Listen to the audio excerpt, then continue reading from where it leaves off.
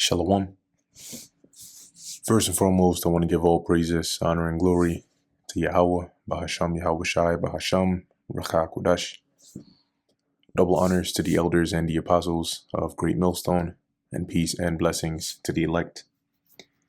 And today we're going to go into the book of Isaiah, the 42nd chapter. As we went through in the 41st chapter, basically just going into, as it says, Israel encouraged, right? So we went into the Lord basically speaking about how he would deliver Israel, right? And also emphasizing the worthlessness of these idols, right? And so on and so forth.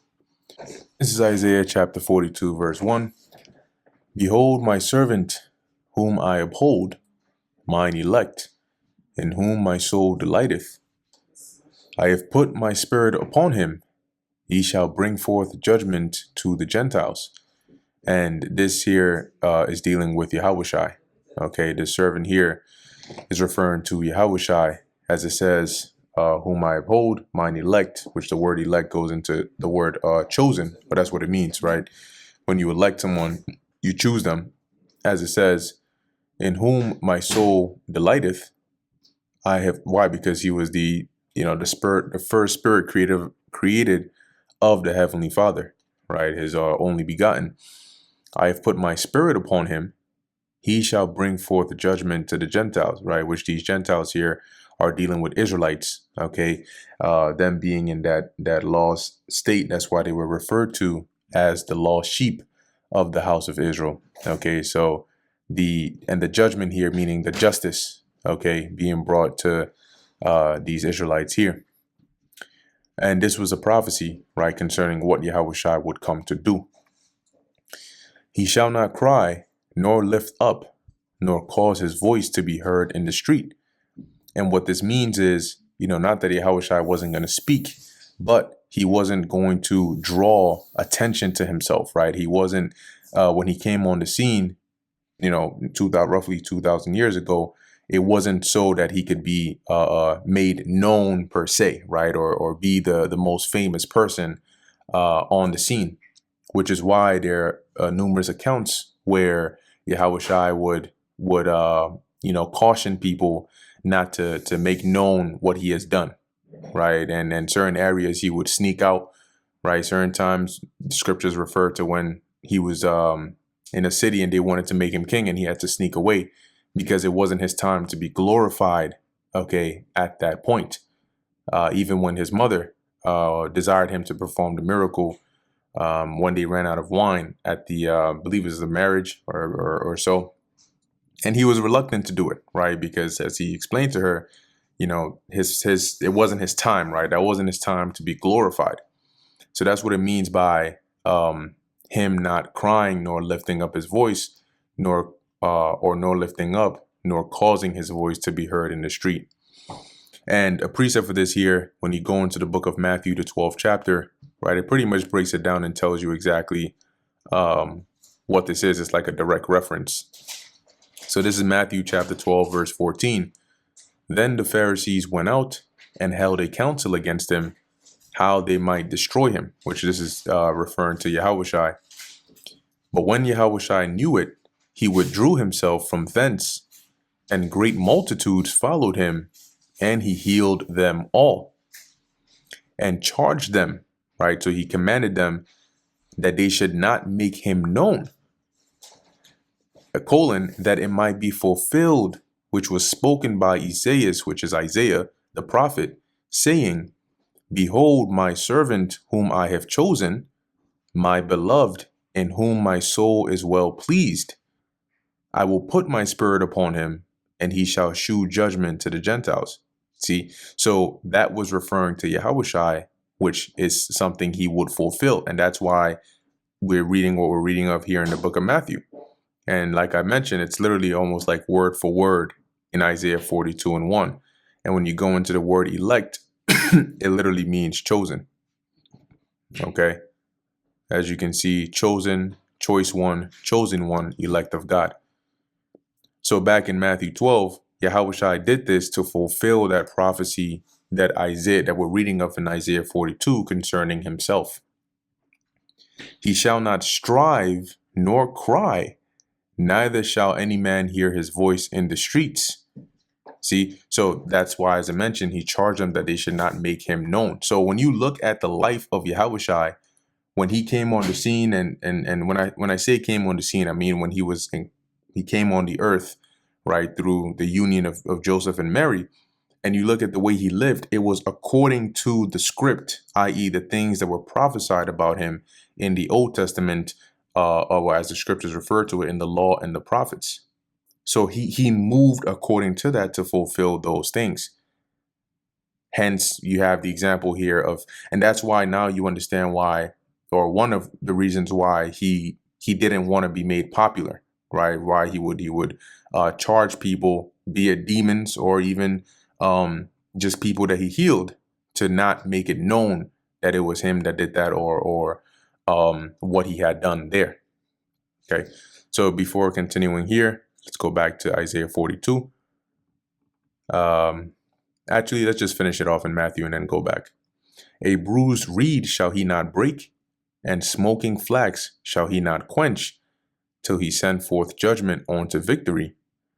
And in his name shall the Gentiles trust. So we know these Gentiles here are referring to actual Israelites, which we call them Israelite foreigners, but they were Israelites, some that had, or most that had lost their way, right? And so through the gospel or the message or the doctrine of Yahushua, those that heard and believed, right, would trust in the Lord and would come back into knowing that they were Israelites, and so on. So going back to Isaiah 42 and 3, understanding now that this is referring to Yahushua, reading this part again, a bruised reed shall he not break, and the smoking flax shall he not quench. He shall bring forth judgment unto truth. Now, a bruised reed, right? When you go to the ancient world, a reed was used for, many things, right? Used for a musical instrument, i.e. like a flute, right? Or sometimes even like a pen, or for different uses. But oftentimes, if people saw a reed that was like bruised, in this case, like crushed, it was considered useless, right? So they would just either break it up and just throw it somewhere, or not really, or in other words, they would discard it, right? And as it says here, and a smoking flax shall he not quench. So a smoking flax is basically the what's the word I'm looking for here? The thing inside of the ancient world's version of a candle or a lamp. I think, was it a wick? Yeah, a wick. So if I type in here, Bible lamp wick, get some images on that, something like this, right? So you'd have that wick that it's dipped into the oil, right, over there, and it's burning slowly until it basically gets snuffed out. And so this smoking flax, the actual imagery of that is likened onto a wick that's been burned all like so low that now it just looks like, just like smoke, right, on the flax. It's just so little left. Usually, right, the way that people who use this at the time is they would just snuff it out and then get a new one, right, to start the fire on that for the lamp. But here, what the scripture is saying is Yahushua wouldn't do that, right? And the bruised reed and the smoking flax were a representation, in a metaphorical way, of the state of Israel, right? In particular, those that were considered outcasts, or quote quote Gentiles, or those that were lost, right? So they were like on the brink of basically being gone. So far gone that you had other Israelites that considered them to be Gentiles, right? And that's the brink of being, for lack of a better word, useless, right? In comparison to what you should be, right? What is the ideal state you should be in versus the state they were in? So when you look at a bruised reed, the ideal state is that it's firm and strong and it's not crushed, versus the state that it's in, which is bruised. Then it's considered to be so far from the ideal state that it's useless, or it's discarded. Similarly, same thing for the smoking flax. This is basically at the end of its journey, so people just discard it. But here it's signifying that when Yahushua would come on the scene, those that were likened onto being in this state right, are those that he would not condemn, right, or discard, or just kick them to the curb, but rather heal them. And that's why he mentioned they that are whole have no need of a physician, right? So he came to those that were broken of a contrite spirit that he could heal them. That's why it mentions him not breaking, right, the bruised reed. And as it says, he shall bring forth judgment unto truth, right? So basically to instill proper and righteous judgment. I like to think of it like if judgment was a bar or a person, right? And you had, say, like a spectrum, right? You had a spectrum on the left and on the right, and on the left was lies or wickedness, and on the right was truth. You can imagine judgment being standing in the side of the spectrum of lies, and him dragging it, right, for a mental visual, him dragging that bar or that judgment to the side of truth, so that judgment would be executed in righteousness. So, for example, what is an example of judgment in falsehood? Somebody being wrongfully accused, or somebody being judged against for bribery or whatever the case is, right? Corruption and perverseness, versus judging righteous judgment, disregarding the status of the person, no respect of persons, and just judging according to righteous judgment. That's an example of judgment unto truth, right, or justice. And that's what Yahushua came to do. Verse 4, he shall not fail nor be discouraged till he have set judgment in the earth. And so that's why you see in the life, right, when Yahushua was on the earth and how he lived, he was always, and when it says fail, it's like to falter, right? So Yahushua was always resolved in his mind to do the will of his Father, which was his mission that he was sent on the earth to fulfill or to accomplish, right? Until that was done, he didn't rest. He didn't give heed to anything else. As he said, his meat was to do the will of the Heavenly Father that sent him. So that's why it says he shall not fail nor be discouraged. Now, somebody might say, well, what about when he went up to pray? Because he was getting weak concerning the crucifixion, right? The judgment, the struggle he would have to go through. Well, if he was discouraged, right, in the sense that is meant over here, he would not have gone through with that, right? So because of the resolve at the end of the day, he still went through with it. Okay, and that's why when he was finished with it, he said, "It is finished," right? He has completed his task. And as it says, till he have set judgment in the earth, right? And that judgment being righteousness. So how did the Lord do that? Well, by him coming on the scene and doing what he did, it was like a catalyst, right? He set it off in motion by teaching his disciples, the disciples who became apostles, and spreading the gospel.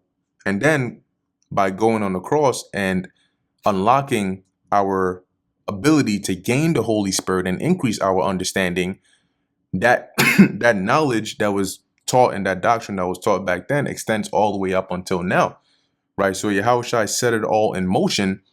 And how is it going to end? Well, by the truth being gone out, and the spirit of truth now being readily available to us. And in this time, us hearing it and waking up, ultimately the elect, that is, hearing it and waking up, they're going to be delivered, right, at the return of the Lord. And they're going to be the ones under Yahweh Ba'asham Yahushai to instill proper judgment in the earth, right? So this was all a process that was set off by Yahushai that would lead to the proper and complete justice and judgment in the earth. And the isles shall wait for his law, right? And the isles being like the islands or the various lands, or shall wait for his law. Really, in other words, like shall hope, right, upon that law. Because even looking at the state of the world right now, it's the scriptures say that when the wicked beareth rule, the people mourn. But when the righteous are in authority, the people rejoice. Roughly paraphrasing. Hopefully I didn't mix that up, right? So the creature is earnestly expecting this, right, as it says, for his law, because that's going to bring righteousness and peace in the earth again. Verse 5, thus saith God, the Lord, he that created the heavens and stretched them out, right? And what that means by stretching out the heavens is meaning he enlarged it, right? He made it spacious. Like right now, if you look in the heavens, it looks like it goes on forever, right? He that spread forth the earth and that which cometh out of it, spreading forth the earth, in other words, to create, right, or bring it forth, and everything that cometh out of it, right, all life that is on the earth, he that giveth breath unto the people upon it, and spirit to them that walk therein, which is saying the same thing in two different ways, but the Most High is the one who gives us life, who gives everything that has life, right? I, the Lord Yahweh, have called thee in righteousness, and will hold thine hand, and will keep thee. And when you read this in the NLT, which makes it a bit clearer, it says, I, the Lord, have called you to demonstrate my righteousness, right? So it is through Yahushua that the righteousness of Yahweh is demonstrated or pushed out throughout the world. I will hold thine hand and will keep thee, right? So in other words, holding your hand, meaning to lead you, and to keep you, meaning to protect you, and give thee, which is still dealing with Yahushua, for a covenant of the people, for a light of the Gentiles. Now, when you read in the New Testament, right, or even in the Old Testament as it was prophesied, the new covenant that the Lord set up with the nation of Israel is through Yahushua, right? As it says, I will give thee for a covenant of the people. The old one was through the sacrifice of rams and lambs and bullocks, but this new one is through Yahushua, right? So through Yahushua, the covenant is we are now able to be adopted back to the Father, right? We're now joined back to the Father through this agreement or this covenant, which is Yahushua, which is why those that believe in Yahushua are likened unto those partaking first of that covenant, right? And then ultimately, as it says, it applies to the whole nation, but it is through Yahushua, as the Apostle Paul mentions, whereby we cry, Abba, Father, right? Because we have received the spirit of adoption. That's through Yahushua. For a light to the Gentiles, that light meaning representing truth, right? Or knowledge, or the path to righteousness of the Gentiles being Israelites. Okay. Now, when you, what precept was it? Have seen a great, right? This is Isaiah chapter 9, verse 2. As it reads, the people that walked, actually, I'll start at 1. Nevertheless, the dimness shall not be such as was in her vexation. He's talking about Israel. When at the first, he lightly afflicted, he lightly afflicted the land of Zebulun and the land of Naphtali, and afterward did more grievously afflict her by the way of the sea, beyond Jordan and Galilee of the nations. The people that walked in darkness have seen a great light. These people that walked in darkness are Israelites. Walking in darkness meaning they didn't have the truth. They didn't have the fullness of the understanding or the way back to Yahweh Ba'asham Yahushai, right? Have seen a great light, and that light was Yahushai. They that dwell in the land of the shadow of death, upon them hath the light shined. This light shining upon them was fulfilled in Yahushai being or there among them and teaching them. Okay, that was likened onto this light shining upon them. So going back to Isaiah 42 and verse 6, for a light of the Gentiles is referring to Yahushai being that light or that way of truth. Verse 7, to open the blind eyes, to bring out the prisoners from the prison, and them that sit in darkness out of the prison house. Now, when Yahushua came on the scene, I know I keep saying he came on the scene, but when Yahushua, during his time, as it says, he opened the eyes of the blind, right, or the blind eyes, which he did literally, right, but also spiritually. And so you had one example is, yes, you had members of the elect that were there, but they still needed the Lord to open their eyes in that generation.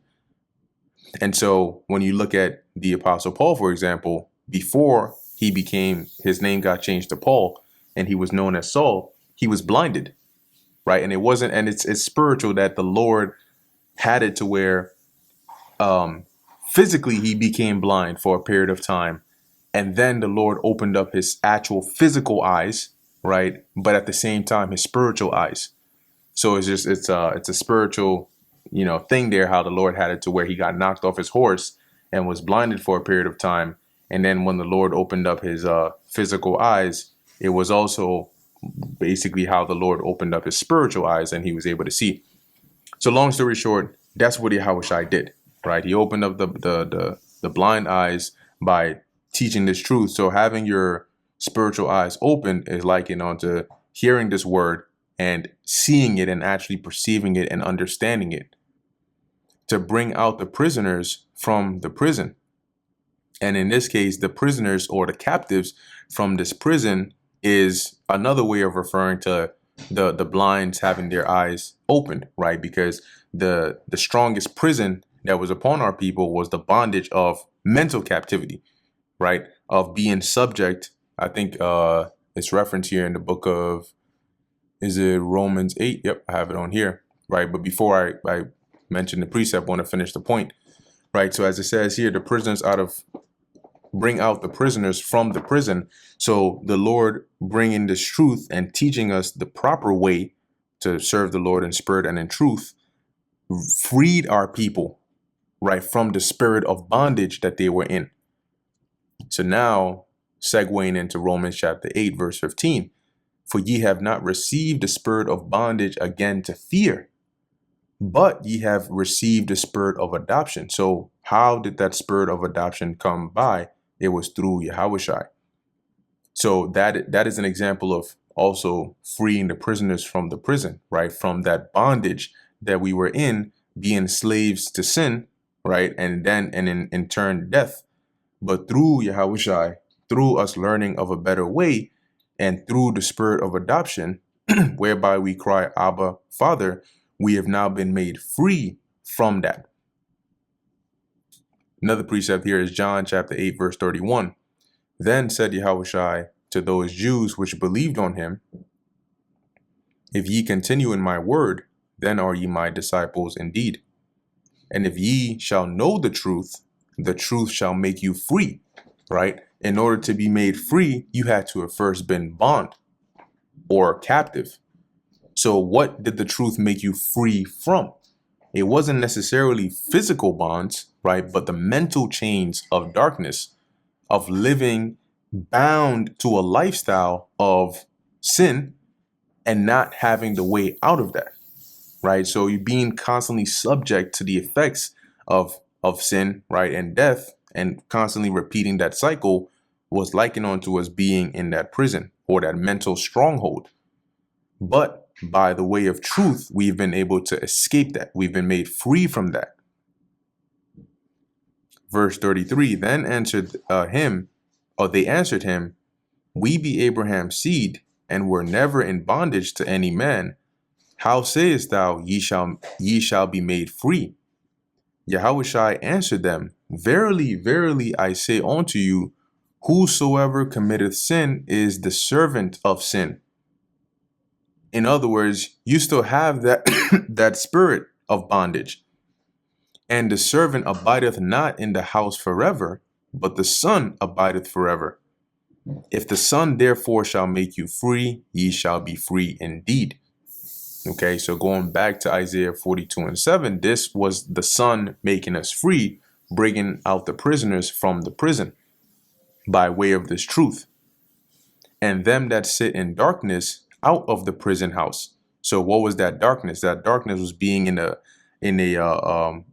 state of mental darkness, right? Not having the way of truth and ultimately being lost, which is why Israel is referred to as the lost sheep of the house of Israel. Verse 8, I am the Lord Yahweh, that is my name, and my glory will I not give to another, neither my praise to graven images. Yeah, so the Lord is to be glorified and first and foremost, right? And so The Lord hates when you give his glory or his praise, as it says, to graven images. And that's what Israelites did, which pissed off the Lord. One example was Jeroboam. And he did explicitly this, which the Lord hates. He built golden calves and told Israel, these calves, these idols, which are nothing, literally nothing, are the ones that brought you out of the land of Egypt. So you worship and praise them. He took the glory that was given to the Lord, that belonged to the Lord, because the Lord is the one that brought us out of Egypt with a mighty hand. And he attributed it to these graven images or these idols, which is why when you read in the book of Kings, Jeroboam, the son of Nebat, his name is constantly mentioned in comparison to wickedness, because he did a great deal of wickedness in doing that. Verse 9, behold, the former things are come to pass, and new things do I declare. So here is saying that the former things, the things that were mentioned of old, prophesied of old, are come to pass, right? They've been fulfilled. And new things, new prophecies, new things that are about to happen, do I declare, do I tell you of. Before they spring forth, I tell you of them. And as a matter of fact, Isaiah the 42nd chapter is an example of this, where the Lord revealed it to his prophet, the new things he was about to do. And before they happened, before they sprung forth, he told them of it. Verse 10, sing unto the Lord Yahweh a new song, and praise and his praise from the end of the earth. Ye that go down to the sea, and the reason it says go down to the sea is because when you look at the actual geographical region where Jerusalem was, it was known as a hill country for a reason. It was on a higher elevated level. So to actually go down to the coast or the plain that leads to the sea, you have to descend. That's why he mentions that go down to the sea, and all that is therein, the isles and the inhabitants thereof, right? So all those that are seafaring merchants, fishermen, all that, people that dwell in these lands connected to the sea, all the things in the sea, let the wilderness and the cities thereof lift up their voice. The villages that Kedar doth inhabit. Kedar was an Ishmaelite. So here his name is just a representation of the region where the Ishmaelites inhabited, which I believe was southeast of Israel. Let the inhabitants of the rock, when you go into the word rock, I think it's Selah, which is referring to a region, let me pull it up, where I think later on the Edomites came to dwell, right? So that region south of Israel. Let's see where we're at. I think I got the wrong verse. Oh, okay. The inhabitants of the rock. Yeah, Selah. The rock, a place in Edom, perhaps an early name for Petra. Okay. So continuing, says here, let the inhabitants of the rock sing. Let them shout from the top of the mountains. Let them give glory unto the Lord Yahweh and declare his praise in the islands. So what Isaiah is doing here is, right, he's saying, let everybody praise the Lord, right? From those that dwell on the seas to the islands that are around, to the neighboring villages and the neighboring cities, all of them, everybody basically glorify the Lord and sing this new song. Now, how that actually is manifested, or what that represents, is really the elect, right, of the Lord in the four corners of the earth. Because that's pretty much what Isaiah is saying, right? All you neighboring, anybody around, because remember, the inhabitants of the sea, the villages of Kedar, Selah, these weren't in the land, like in Jerusalem, but they were around, right? So in other words, the Israelites that were scattered, in all different areas, because they were the ones who would fulfill this in wherever region they were, would praise the Lord, right, and sing that new song, starting with the prophets, right, because that new song being this doctrine that we're teaching, but also the believers in the various lands where they have been scattered would glorify the Lord, right, as it says, let them give glory unto the Lord Yahweh and declare his praise in the islands. So in whatever lands where they were dispersed amongst, and you see that happening even up until today, or especially now, today. The Lord Yahweh shall go forth as a mighty man. He shall stir up jealousy like a man of war. And that stirring up jealousy, that word jealousy is like zeal, right? Like passion, like extreme, anger, like an adrenaline rush. And to stir it up, meaning to inflame it, right? Or to get it to the most potent version or level of it. He shall cry, yea, roar. He shall prevail against his enemies. Verse 14. I have long time holden my peace. I have been still and refrained myself. Now will I cry like a travailing woman. I will destroy and devour at once. Right? And so as it says here, right, leading from verse 13 into 14, right, the Lord is going to go forth as a mighty man, and he shall prevail against his enemies, right? So nobody's going to really stand a chance against the Lord. There's a precept that mentions who shall not be utterly beaten to powder at his presence. As it says, I have long time holden my peace. I have been still and refrained myself. And it's a sentiment that's echoed or felt, right, by Yahweh Yahushai. Okay. But in the refraining himself, Yahushai has been at the right hand of the Father. And no matter how eager, right, or how much he wants to come down, he can't until he gets that green light. But when he does, as it says now, which in this verse, Isaiah is prophesying about that point of the Lord's return. Now will I cry like a travailing woman. So this is post the Lord coming on the scene 2,000 years ago, going back to the spirit world, and his return to bring judgment. So crying like a travailing woman is not crying with tears, right? But it's that when you look at a woman that's in labor, she's screaming with all her might, right? So you see her her fists are clenched, if she's holding on to something, she's holding it real tight. She got veins, she's sweating, she got veins popping up, her face is turning red. She's basically using every ounce of her energy to push, right? And scream. So you can see the intensity on her face.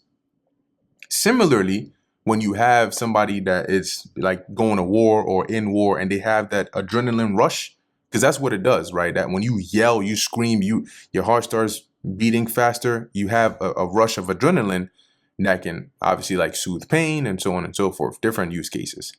But a similar visual is likened onto one that is like in war or in some form of a hype moment where they have that, like, they have that visual like a travailing woman. As it says, I will destroy and devour at once. Now, I want to see if, I don't know if it'll let me. If not, I might have to crop this part out. But let's see. Screaming woman in labor. Do not show me anything vulgar. Okay. All right. This is not bad. Okay. So, as long as they don't show anything crazy. So you can see her face. You can see her face. You can see her face. You can see her face. You can see her face. You can see her face. Right. And the point here is the intensity.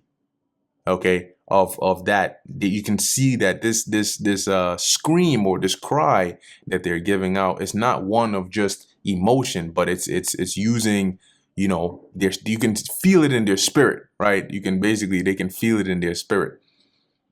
So looking at this, and another visual that comes to mind is I don't know if I can pull up the scene, but let me see if I can pull it up. Wolverine adamantium scene. Yeah, this is the scene right here. Let me see if I can. I don't want any copyrights, so I'm just going to skip right to the point. And if anybody's seen this movie, you know the reference, right? So they basically give Wolverine this adamantium steel, and then they say wipe his memory, right? And when he hears that, he basically loses it, and he goes wild. So this scene right here,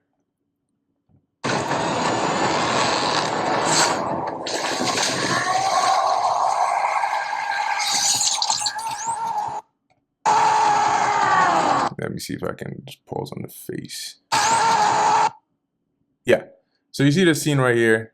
You see the scene right here, right? Different situations, but there's that this equivalent, right, of like that cry, that scream that you're letting out, and there's this great rush of adrenaline, right, that's going through.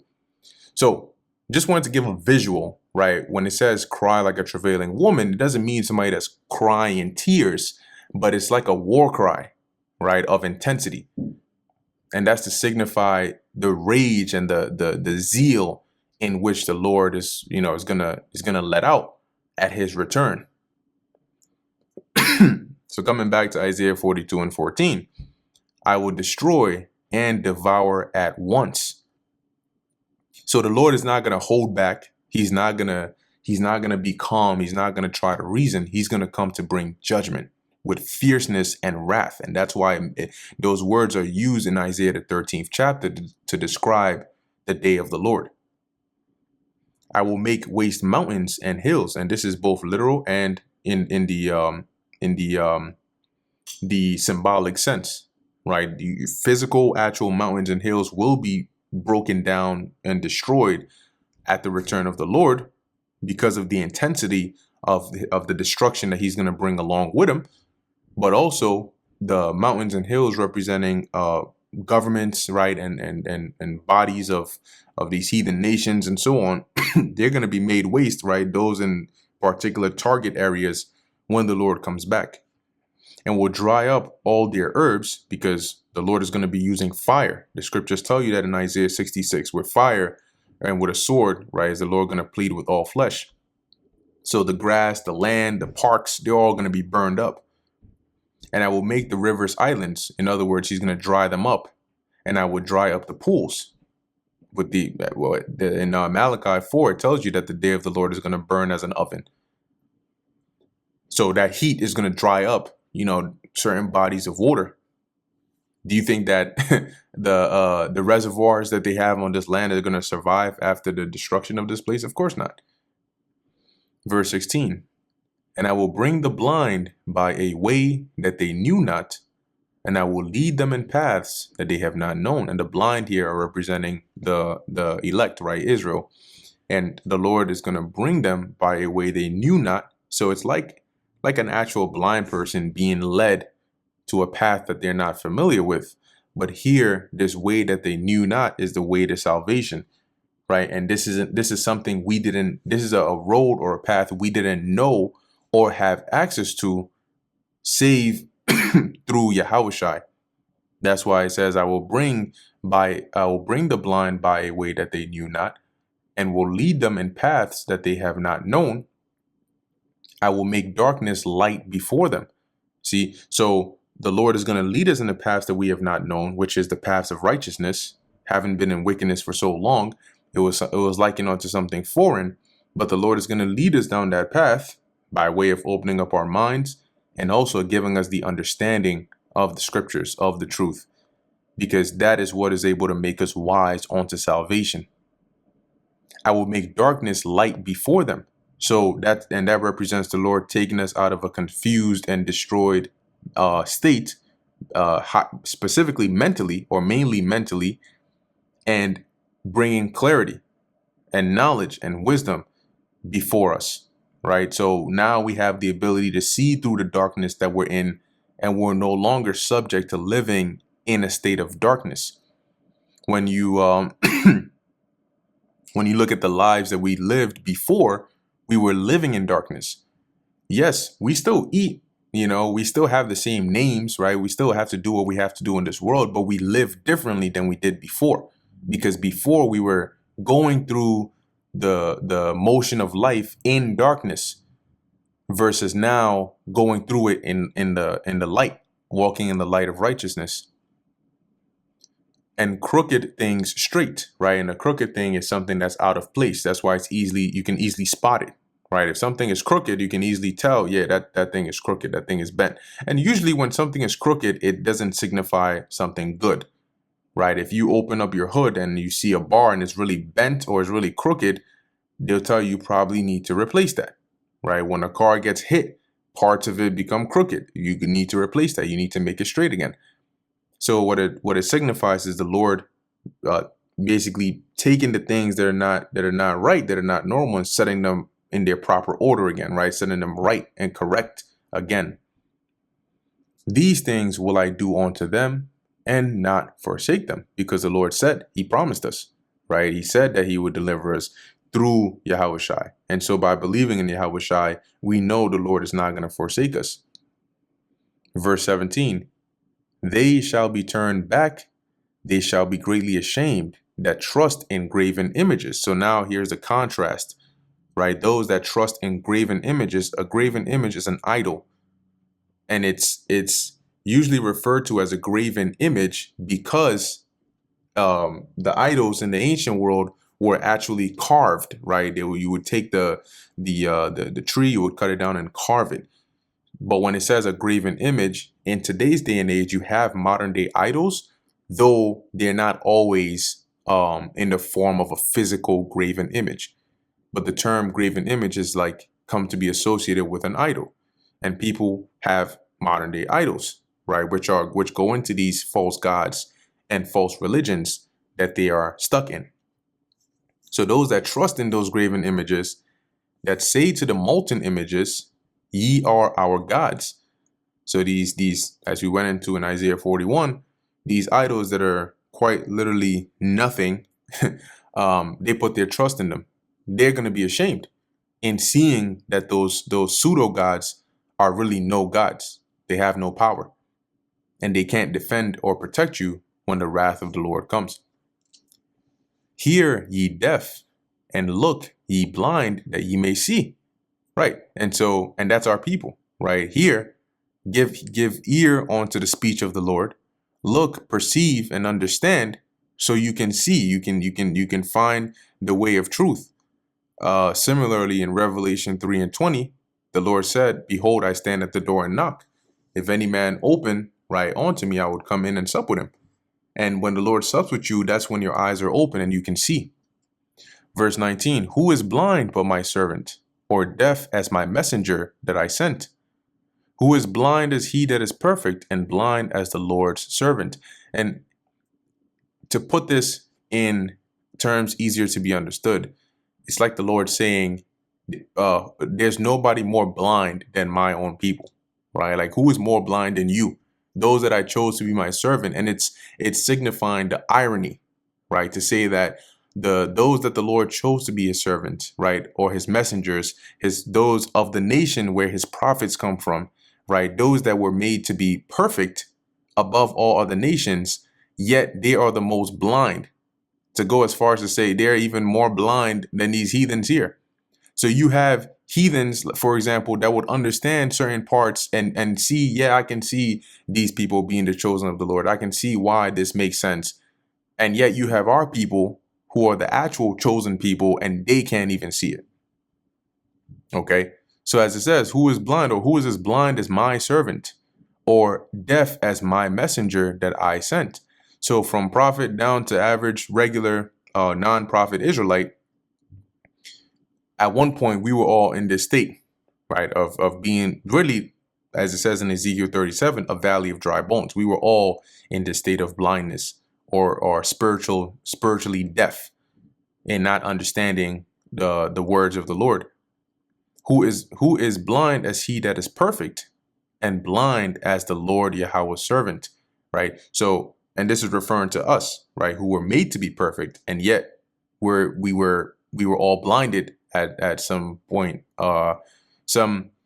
in time. Verse 20, seeing many things, but thou observest not, opening the ears, but he heareth not.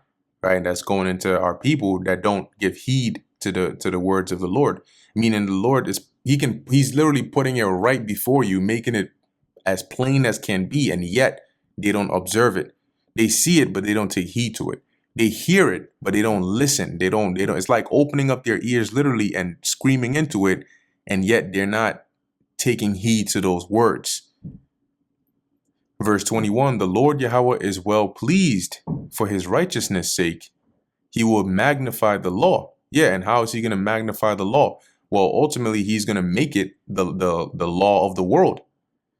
So as to where people now reproach it and treat it with contempt, in the kingdom, that's not going to be the case. The Lord is going to establish this way of living as the way of righteousness, and it's going to be honored, as he says here, and make it honorable. But this is a people robbed and spoiled. And how are we robbed and spoiled? Well, we've been robbed of our identity, our nationality, our land, pretty much everything we have, and spoiled. Right? We were brought down and made subject to these nations, made a prey, made slaves, made servants. But they are all of them snared in holes, and a snare in a hole. A hole is a trap, right? It's like sometimes you have a ditch and you cover it up, sort of like what they did to Joseph. And then you either, if it's an animal, you put some bait, or you just leave it in an area where it looks like it's regular land. Somebody eventually is going to fall into it. So our people have been snared in holes. They are hid in prison houses, right? There goes the prison again. Now, in today's time, literally you have our people in prisons, but you have more of our people in these mental prisons, right, than you do physical prisons. And so by Esau Edom primarily pushing out these false doctrines, these other beliefs, that is ensnaring our people, right? And that is like trapping them in these mental prisons. And when you look at our people today, once they fall into that belief and they believe it to be true, even though it's a lie, it's like actually being in prison. And the more eloquent or the more deceptive the practice is, right, or the belief is, it's like the stronger or the more severe the lockdown of the prison actually is. To where it doesn't matter what you tell them, they're always going to keep on going back to that thing that they believe in. Islam is one example, right, which has a strong hold upon our people. So no matter what you tell them or how well you explain the scriptures or how much you prove to them things in their belief that don't add up, they'll still go back to it because it's likened on to them being in prison and they can't be broken out of it. Save, the Lord actually opens the gate and brings them out of it, as he did for us, right? Lord willing, we're of the elect, but for us who have been woken up from being, in the world. They are for a prey, and none delivereth, for a spoil, and none saith restore. And that was the case, right? We were made a prey, and nobody intervened. When you look at what they did to the Northern Kingdom here in the Americas, right? The natives, or what they did, what's it called? The Trail of Tears, or even what they did with the transatlantic slave trade. We were made a prey. They came there, they grabbed us up, they sold us, they made us slaves and all of that. And nobody intervened and said, hey, take these people back, give these people their land back. Nobody did that. Verse 23, who among you will give ear to this? Who will hearken and hear for the time to come? So Isaiah is saying, who's going to listen to this message, right? Who is going to take heed to these prophecies for the times that are ahead? Who gave Jacob for his spoil and Israel to the robbers?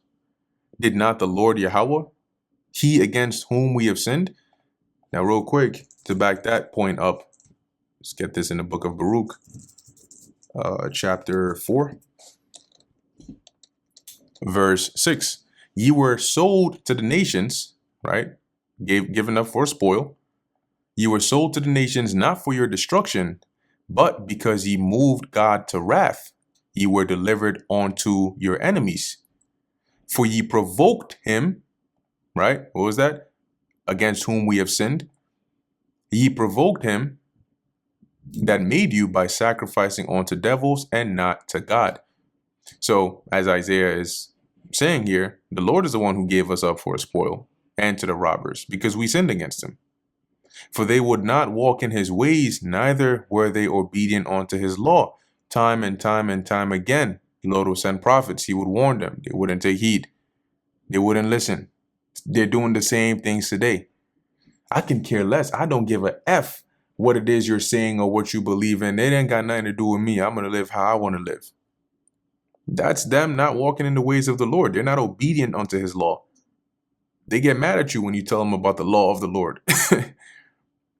Verse 25, therefore he hath poured upon him, the him here is referring to Israel, the fury of his anger and the strength of battle, and it hath set him on fire round about. So the Lord is, in other words, the Lord has brought judgment upon us. The fury of the Lord's anger, whether it's plague, whether it's another nation, as it mentions the strength of battle. So being besieged, being taken captive, being killed. And it hath set him on fire round about. So we've been affected by this wrath, which is likened unto being actually set on fire. Yet he knew not, and it burned him, yet he laid it not to heart. So the burning and the fire is feeling the wrath of the Lord in the various judgments, be it in captivity, be it in famine, be it in destruction. But as it says, yet he laid it not to heart. So as our people go through these bad and traumatizing events, which are the wrath of the Lord, they don't consider and say, hey, maybe this is a result of us living this wicked lifestyle. Let us stop, because this might be what's angering the Lord, which is why he keeps us in this position. Even though we're telling them exactly that, they're not laying it to heart. They're not considering to say, let us repent from our wicked ways and turn back to the Lord. And that's why in Isaiah, I believe the 1st or the 2nd chapter, he mentions, why should ye be stricken anymore? Ye will revolt more and more. So the more wickedness you do, the more you get judged, the more wickedness you do. And that's why at the end of it all, the Lord is going to need to purge the nation of Israel. So that brings us to the end of the book of Isaiah, the 42nd chapter. Lord willing, this was edifying to the elect. In closing, I want to give all praises, honor, and glory to Yahweh, Bahasham, Yahweh Shai, Bahasham, Recha Kodash. And until next time, Shalom.